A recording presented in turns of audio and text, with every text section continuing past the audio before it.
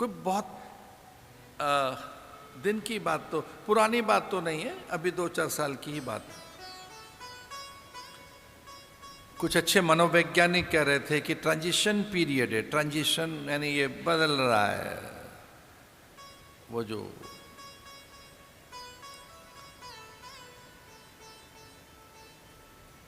18 में जो पैदा हुए, 1850 में, 1860 में, 1890 में, वो किस प्रकार के लोग थे? 1900 में जो पैदा हुए, 1905, 10, 20 में, 1950 में, 1960, 70 में, वो कैसे लोग थे?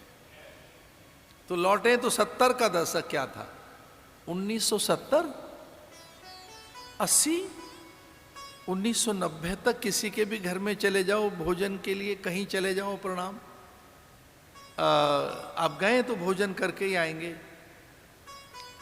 अकारण कोई कहीं चला जाए, 1970, 1980, 1990, 2000, अचानक एक शताब्दी आ गई, मिलेनियम करवट लिया, 2000, 2003, 4, 5, 10, अब बिना अपॉइंटमेंट लिए किसी घर नहीं जा सकते।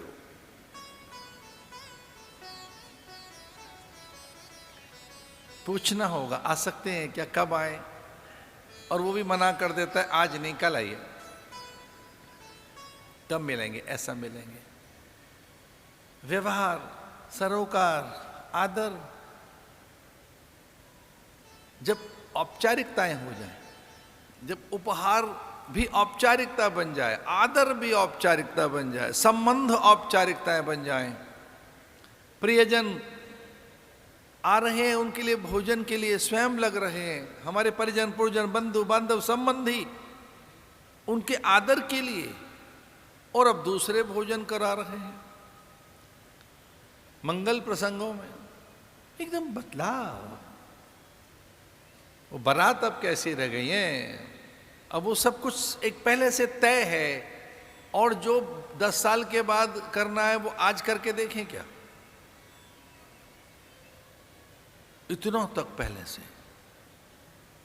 And you can not imagine कि मैं बोल क्या रहा हूं।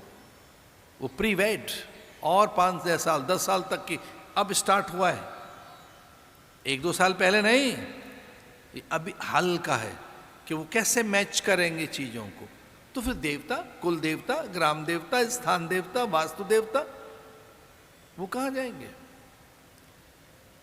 जब परिजन पुरजनों के लिए समय नहीं है, ज्येष्ठ जनों के लिए हमारे पास समय नहीं है, उनका भाग नहीं है, उनका हिस्सा नहीं है, सब कुछ पहले से तय है, उसकी ड्रिल कर लें पहले। ट्रांजिशन, ये कलयुग ऐसा आया, उसकी व्याख्या है इसमें कि द्वापर एकदम गया, उसी समय चला गया, मध्याह्न में ही, अरे कोई एक लगभग दोपहर के समय एक युग निकल गया, उसका नाम था द्वापर, और एकदम अचानक एक युग आ गया, उसका नाम था कलयुग। कलयुग माने कल पुर्जों का युग, यांत्रिक युग, सब कुछ यंत्र, सब कुछ औपचारिकताएं, सुपरफिशियल,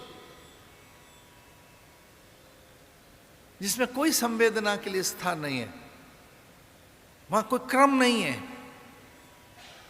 और इसमें लिखा है कि जब कलयुग के ठीक 5000 वर्ष होंगे, कलयुग के ठीक 5000 वर्ष, भागवत में लिखा है, तो गंगा रोक दी जाएंगे।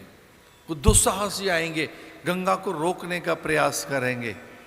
जो भागीरथ गंगा लाया था उस गंगा को रोक देंगे।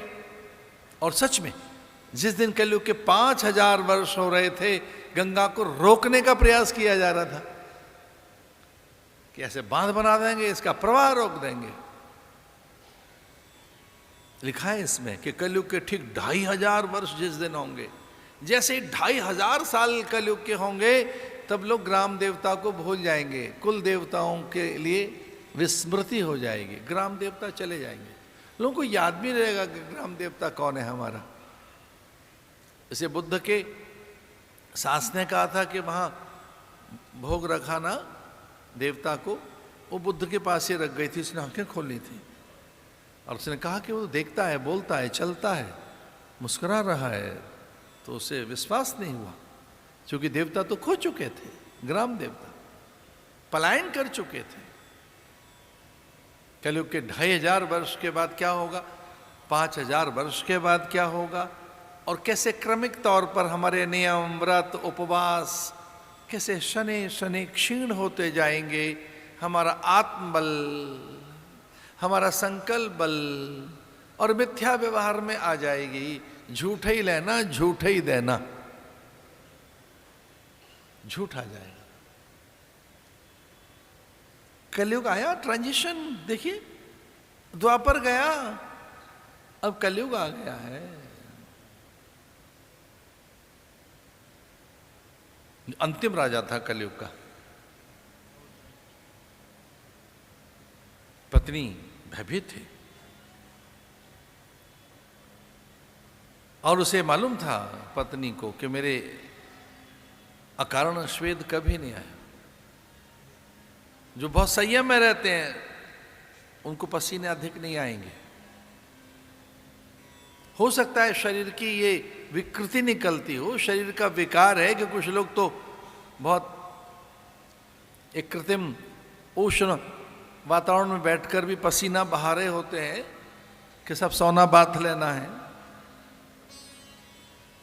लेकिन यह ध्यान रखना, संयमी व्यक्ति के मस्तक पर पसीना कभी नहीं आएगा। ये पहचान योगी की।